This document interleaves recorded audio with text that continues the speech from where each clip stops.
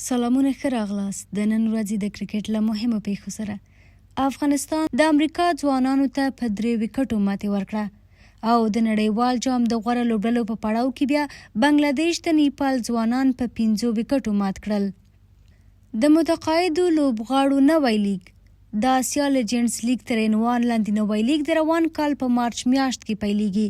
په یاد لیگ کې به د افغانستان، هند، سریلانکا، بنگلادیش او پاکستان هیوادونو د تقاعد لوبغاړو 15 لوبډلې ګډون وکړي. د کرکټ آسیایي شورا ته 2 نوي غړي هیوادونه معرفي شول.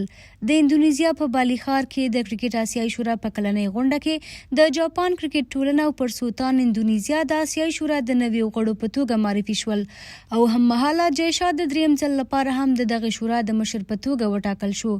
نوموړی د هند کرکټ بورډ کې په بیلابیلو موقفونو له دندو وروسته له 2021 کال راهیسې د کرکټ آسیایي شورا مشري کوي.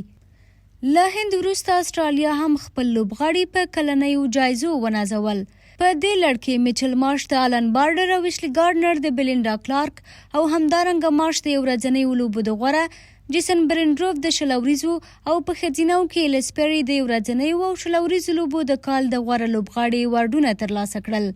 او سریلانکا د افغانستان خلاف ټیسټ لوبډله اعلان کړه. افغان لوبغاړي ورسېدل.